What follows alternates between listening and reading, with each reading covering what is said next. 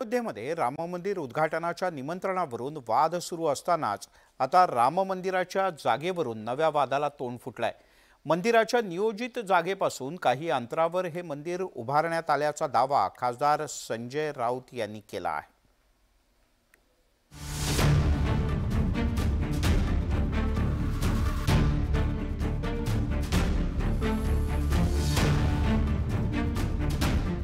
अयोध्येतील राम मंदिरावरून वादाचा नवा अंक सुरू झालाय। खासदार संजय राऊतांनी या वादाला तोंड फोडलंय। अयोध्येत नियोजित जागेवर राम मंदिर बांधण्यात आलं नसल्याचा दावा संजय राऊतांनी केला। जो गर्भगृह था वहां मंदिर होना था,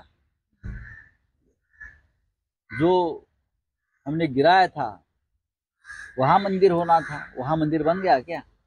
मंदिर वही बनाएंगे, वहां मंदिर नहीं बना, आप जाकर देख लीजिए।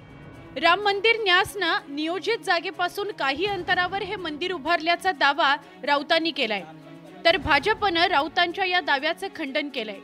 ठाकरेंच्या पक्षाकडून जाणीवपूर्वक हा संभ्रम निर्माण केला जात असल्याचा पलटवार उपमुख्यमंत्री देवेंद्र फडणवीसांनी केलाय। ज्यांचं या आंदोलनात काही कॉन्ट्रिब्युशन नाही असे लोक अशा प्रकारचे आरोप करून स्वतःचा हसं करून घेतात आणि कोट्यावधी हिंदूंचा अपमान करतात। आता तरी उबाठाने अशा प्रकारे हिंदूंचा अपमान करणं उबाटा सेनेने बंद करावं। जसजशी अयोध्येतील राम मंदिर उद्घाटनाची तारीख जवळ येऊ लागली आहे, तसतसे राजकीय वाद सुरू होऊ लागलेत। राम मंदिर उद्घाटनाच्या निमंत्रणावरून वाद सुरू असतानाच आता राऊतांनी मंदिराची जागा बदलल्याचा दावा केलाय, त्यामुळे राऊतांना टीकेचं धनी व्हावं लागलंय।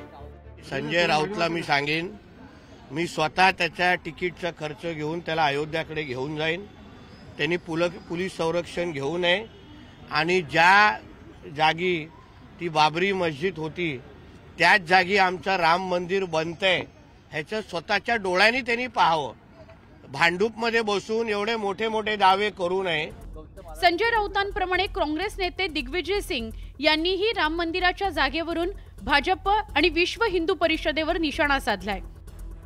अयोध्येत रामाच्या पूजेची परवानगी राजीव गांधींनी दिली होती, तर नरसिंह राव यांनी राम मंदिर उभारणीकरता जमीन अधिग्रहण केलं होतं। मात्र भाजपला केवळ मशीद पाडायची होती। मंदिर वही बनाएंगेचा नारा भाजपनं दिला होता। कोर्टानं वादग्रस्त जमीन मंदिर न्यासाला देण्याचा आदेश दिला असताना त्या ठिकाणी मंदिर का उभारण्यात आलं नाही याचं उत्तर विश्व हिंदू परिषदेचे चंपत राय आणि नरेंद्र मोदी देणार आहेत का, असा सवाल दिग्विजय सिंग यांनी उपस्थित केला। तर इकडे राम मंदिर उद्घाटन सोहळा भव्य दिव्य करण्याकरता मंदिर न्यासानं जोरदार तयारी सुरू केली आहे। या उद्घाटनाकरता 6,500 प्रतिष्ठित व्यक्तींना निमंत्रित करण्यात आलंय। काँग्रेसनं या कार्यक्रमावर बहिष्कार घातलाय। काँग्रेसप्रमाणेच प्रमुख 4ही पीठाच्या शंकराचार्यांनी राम मंदिर उद्घाटनाकडे पाठ फिरवली आहे, त्यामुळे भाजपची चांगलीच कोंडी झाली आहे। आता राऊतांच्या या आरोपामुळे नवा वाद पेटलाय। Bureau report, news 18 Lokmat.